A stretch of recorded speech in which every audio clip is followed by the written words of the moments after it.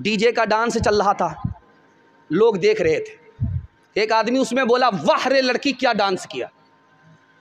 तो एक आदमी जो बगल में खड़ा था उसने कहा कि वो लड़की नहीं है, वो लड़का है।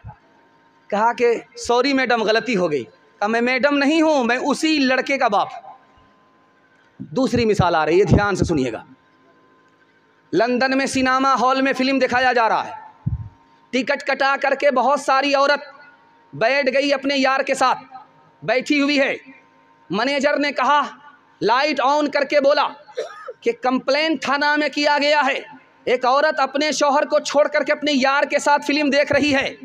उसके शौहर ने कंप्लेंट कर दिया है थाने में, मैं 5 मिनट के लिए लाइट ऑफ करूंगा, वो लड़की निकल जाए चुपके से। मैनेजर ने लाइट ऑफ कर दिया 5 मिनट के लिए। उसके बाद जब लाइट ऑन किया, देखा तो पूरा सिनेमा घर ही खाली हो गया। आखिरी मिसाल है, पैगाम को ख़त्म कर रहा हूँ, ध्यान से सुनिएगा। डीजे का डांस चल रहा था, मुसलमान होकर के शादी के मौके से डीजे का डांस करा रहा है, डीजे ला रहा है, डीजे पर डांस हो रहा है।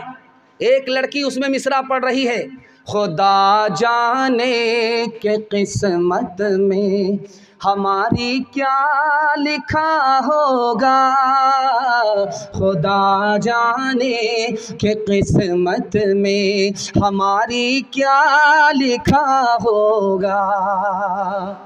एक जवान खड़ा हुआ, ओ बदतमीज़ औरत, तू फातिमा होकर के डांस करती है, आयशा होकर के डांस करती है और मालूम कर रही है कि किस्मत में क्या है। खुदा तो तुम्हें मरने के बाद बताएगा, मैं तुम्हें अभी बता देता हूँ कि तुम्हारी किस्मत में क्या लिखा है। तू मिसरा पढ़, मैं तुम्हारे मिसरे का जोड़ा लगाता हूँ। खुदा जाने के किस्मत में हमारी क्या लिखा होगा। उस लड़के ने जवाब दिया, गले में तौक लानत का, गले में तौक लानत का, सवारी को गधा होगा, गले में तौक लानत का, सवारी को गधा होगा। शादी में झूम झूम कर ढोलक बजाएगी, नाचेगी और गाएगी, एक टिंग दिखाएगी। शादी में झूम झूम कर ढोलक बजाएगी, नाचेगी और गाएगी, एक टिंग दिखाएगी। काफिर इसीलिए तो कोई बरकत नहीं रही, फातिमा सी अब कोई औरत नहीं रही। तीसरा चौथा नमूना आपकी खिदमत पे तेजी के साथ निकल जाएगा। बीवी ने शौहर से कहा, मेरे कान खाली खाली हैं, अच्छे नहीं लगते। तो शौहर ने कहा, क्या मतलब है तुम्हारा? तो कहा, जेवर पहना दो। कहा कि जेवर पहनने से क्या हो जाएगा, मेरा कान भी तो खाली रहता है, जेवर नहीं पहनोगी तो क्या फ़र्क पड़ जाएगा, गरीब आदमी हो, कहाँ से जेवर पहनाऊंगा, कान तुम्हारा खाली है तो क्या दिक्कत है, मेरा कान भी खाली है। तो बीवी ने शौहर के कान पकड़े कि तुम्हारा कान मेरी फरमाइश सुनने के लिए है और मेरा कान जेवर पहनने के लिए है, जेवर नहीं लाओगे तो यूं कान मरोड़ दूँ। दूसरा नमूना आपकी खिदमत में आ रहा, ध्यान से सुनिएगा। बीवी ने शौहर से कहा कि अगर तुम्हारे घर में चोर आ जाए तो क्या करोगे? शौहर से बीवी ने कहा कि तुम्हारे घर में अगर चोर आ जाए तो क्या करोगे? तो शौहर ने जवाब दिया, जो चोर कहेगा वही करूँगा। तेरा दिमाग ख़राब हो गया है, तुम्हारे घर में चोरी हो जाएगी। कहा कि आज तक मेरी मर्जी इस घर में चली ही नहीं है, तो क्या करूँगा, जैसा चोर कहेगा वैसा करूँगा। तीसरा नमूना आपकी खिदमत में आ रहा, तेज़ी के साथ निकल जाएगा। एक बस दूसरी बस से टकरा गई, लोग ज़ख्मी हो गए, हड्डी किसी की टूट गई, किसी का सर फूट गया, लोग खामोश है, कोई रो नहीं रहा है। एक औरत चिल्ला रही है, आसमान और ज़मीन को एक कर रही है। उस औरत से पूछा कि तुम्हारा क्या नुकसान है?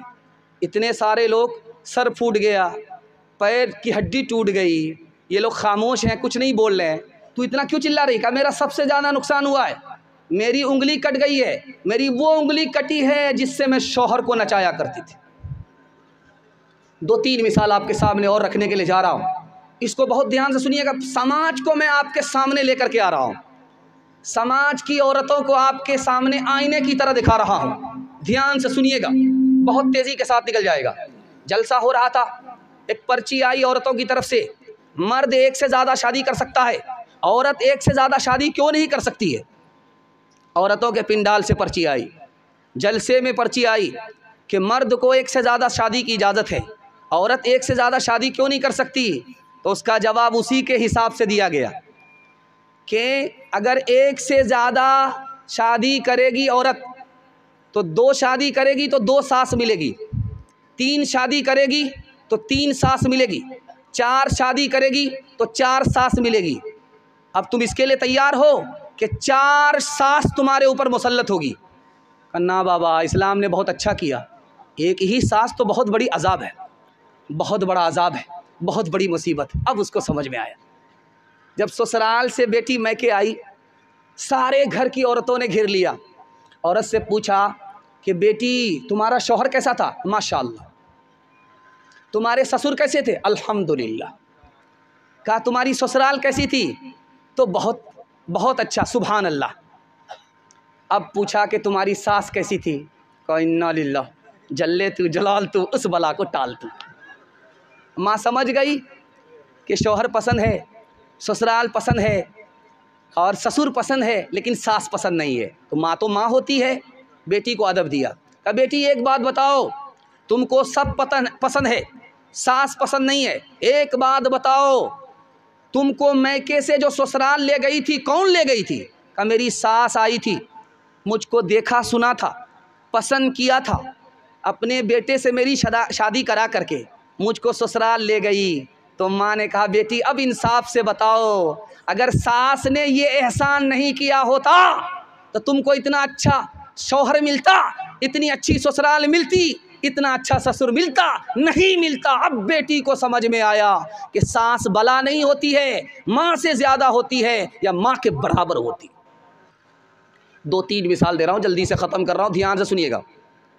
अभी पहले ये होता था कि मुसलमान लड़का गैर मुस्लिम लड़की को लेकर के भाग जाता था, ये भी गलत है। उसके बाद ये होने लगा कि गैर मुस्लिम लड़का मुसलमान लड़की को लेकर के भागने लगा, ये भी गलत है। अब क्या हो रहा है आपको सुनाऊंगा, आपका कलेजा मुंह को आ जाएगा। अब कुछ और हो रहा है। मुसलमान लड़का गैर मुस्लिम लड़की को लेकर के नहीं भाग रहा है, गैर मुस्लिम लड़का मुसलमान लड़की को लेकर के भाग नहीं रहा है, बल्कि अब कुछ और हो रहा है। मुसलमान लड़की गैर मुस्लिम लड़के को लेकर के भाग रही है। हज़ारों में नहीं, सैकड़ों में नहीं, लाखों में गैर मुस्लिम लड़के को लेकर के भाग रही। जानते हैं क्यों? 3 वजह से। पहली वजह क्यों लेकर के भाग रही है, शादी को मुसलमानों ने महंगा कर दिया, तिजारत बना दिया। जाहिल है, अंगूठा टेक है, पंजाब काटता है, साइकिल चलाता है, मोटरसाइकिल चलाना भी नहीं आता, उसका बाप डिमांड करता है बुलेट दे दीजिए, क्या फ़र्क पड़ेगा, डबल पलंग दे दीजिए, क्या फ़र्क पड़ेगा, बच्चे वाली भैंस दे दीजिए, क्या फ़र्क पड़ेगा। सब कुछ बेटा को मिला, इस बानर बाप को कुछ नहीं मिला, फिर भी ये वकील वकालत कर रहा है, दूसरे की दुनिया बना रहा, अपनी आखिरत बर्बाद कर रहा है। शादी को इतना महंगा किया, इतना महंगा किया कि मुसलमानों की गरीब बच्ची गैर मुस्लिम को लेकर के फिरार हो गई, उसकी आबरू वाली